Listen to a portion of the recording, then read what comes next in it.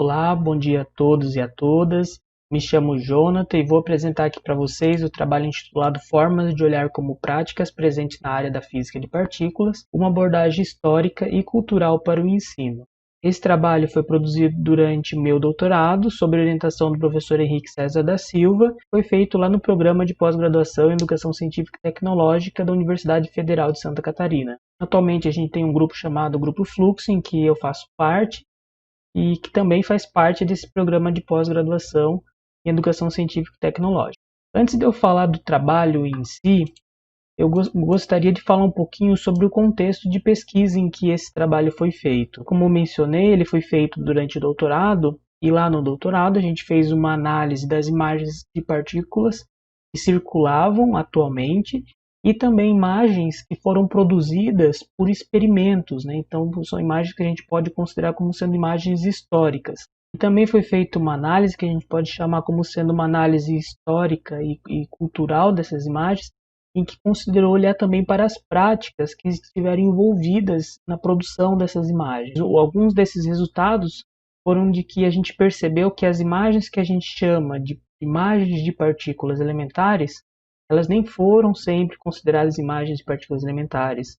Em alguns momentos elas foram fenômenos físicos de radiação, foram, por exemplo, fenômenos meteorológicos que simulavam nuvens da atmosfera em laboratório, que é o caso da câmara de nuvens, e houve ainda outras considerações antes da gente chegar ao que a gente hoje considera como sendo imagens de partículas elementares.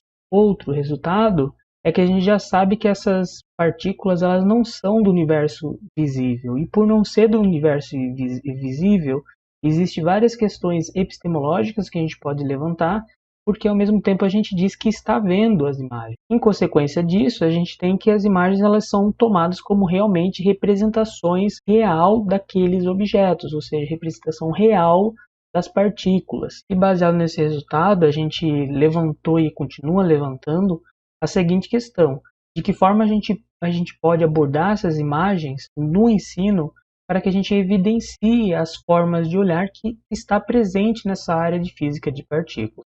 Bem, então as imagens que a gente vê, que eu falo que são imagens de hoje, que a gente vê circulando hoje, são, por exemplo, imagens como essa, que é uma imagem produzida pelo CERN. Outras imagens também que circulam, por exemplo, essa imagem da câmara de nuvens, que aparece lá no artigo de 1912 do Wilson, ou então essa outra imagem também desse artigo de 1912, que mostra rastros, né? E essas imagens de rastros aparecem também na imagem de emulsão nuclear de 1937, por exemplo. Outras imagens que não apenas de rastros são imagens em que aparecem esferas, então as partículas elas são esferas. E a gente vê que se desdobra essa questão das esferas em outras imagens, como essas duas imagens, que são imagens que circulam muito e provavelmente são utilizadas por professores. E aí a gente tem já outras representações um pouco mais matemáticas, né, que usam de artifícios matemáticos, como por exemplo os diagramas de Feynman, ou então os diagramas de Zeig, que foi concorrente lá do Muriel-Gell-Mann, em que você tem representações dos quarks nesses símbolos. E nós temos também gráficos, em que nesses gráficos aparecem, por exemplo, o pico de um bóson de Higgs e você diz, né, foi detectado o bóson de Higgs. Então essas foram algumas imagens que circularam e agora a gente pode fazer a seguinte pergunta, né, como que a gente pode detectar uma partícula? Então a gente sabe que a gente vai detectar a partir do momento em que a gente está decifrando essas informações, e isso passa por uma forma de olhar. Essa forma de olhar a gente consegue verificar inclusive na história. A gente tem, por exemplo, lá no período vitoriano romântico, em que você tem formas de olhar que envolvem a natureza, então você tem um fascínio pela natureza, e isso acaba desdobrando práticas de olhar a natureza, práticas de fotografar, de se desenhar, que vão aparecer lá no laboratório. Quando essas práticas aparecem lá no laboratório, a gente chama de práticas de história natural, em que você tenta imitar a natureza, você faz uma mimese da natureza, imitando a natureza em laboratório. E a gente vê que essas formas de olhar estão relacionadas, por exemplo, com fenômenos de meteorologia, porque era o que você conseguia observar. Então, o seu olhar via esses fenômenos meteorológicos e você, por tentar reproduzir no laboratório, você acaba desenvolvendo um experimento e a partir daquele momento que está no laboratório, é uma imitação da natureza, e pode se relacionar com outros saberes dentro daquele laboratório. A gente tem ainda formas de olhar que são bem diferenciadas quando se cria a emulsão fotográfica. A partir daquele momento, você sabe que a emulsão fotográfica vai conseguir detectar rastros, e esses rastros depois são interpretados como sendo rastros de partículas.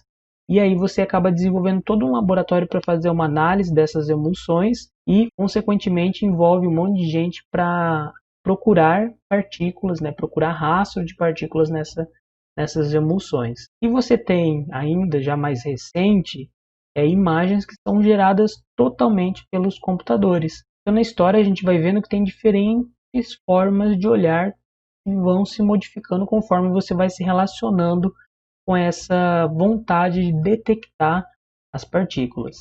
Um exemplo, né, vejam que o Wilson ele viveu nesse período histórico que eu mencionei, nesse período histórico vitoriano, e a mãe dele, inclusive, pintava a natureza, o irmão dele fotografava também a natureza, e ele, inclusive, antes de começar a estudar fenômenos meteorológicos em laboratório, ele observava e fotografava vulcões e fenômenos lunares. Então ele tinha uma prática relacionada com esse período vitoriano e fez com que ele acabasse desenvolvendo a câmara de nuvens. Já em emulsões fotográficas é possível perceber que existe todo um treino para que as pessoas que vão olhar para essas emulsões nucleares detectem, encontrem rastros de partículas.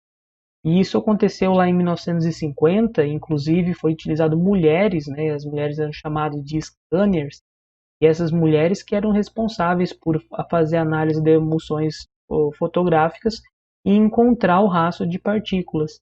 Então você treinava o olhar para encontrar as partículas lá dentro. E isso obviamente está relacionado com formas de olhar. Na história, gente, inclusive em 1960, um dos experimentos, que era uma câmara de bolhas, ela foi redesenhada 14 mil vezes maior para que fosse utilizada num evento. Então a gente tem aí numa cerimônia de inauguração do PS, né, o Proton Synchrotron, e nessa inauguração foi colocado essa pintura que foi feita, né, esse mosaico em cima da mesa central do evento, como um símbolo de detecção, né, um símbolo de que estamos estudando partículas. Então isso também traz uma forma de olhar, traz um ícone dessa prática de você olhar e encontrar partículas. E a partir de uma abordagem histórica e cultural, a gente consegue dar opacidade a essas imagens e mostrar que existem formas de olhar como prática dentro da área de física de partículas. Né? E nessa perspectiva de mostrar essa opacidade, a gente vai fazer com que essas imagens apareçam no ensino não como meras ilustrações, não como detentoras de um único sentido, não como objetos simbólicos que correspondem univocamente à realidade, mas sim como formas simbólicas historicamente elaboradas, e sim como objetos construídos que participam de uma construção dos campos de saberes, né, que fazem parte da produção cultural, social e institucional dos saberes científicos. Então, se a gente trabalha essas formas de olhar como práticas, a gente vai fazer com que essas imagens apareçam com essas características no ensino. Algumas considerações para esse trabalho, né? A gente sabe que as imagens não dão conta por si só de ser significadas. Então a gente precisa, a partir da noção dualidade partícula-onda e a relação da radiação com a matéria, trabalhar essas imagens e dar significado a ela diferente daquele significado único, aquele significado transparente da imagem. E a gente sabe que nós não observamos as partículas. E isso é uma característica intrínseca ao objeto da partícula, uma característica quântica, em que nós não conseguimos acessar visualmente essas partículas. Então, tratar a opacidade das imagens, junto com a história cultural, faria as imagens deixarem de serem meras ilustrações nós poderíamos então trabalhar essas formas de olhar como prática dentro da área de física de partícula. E essas seriam as referências. Muito obrigado.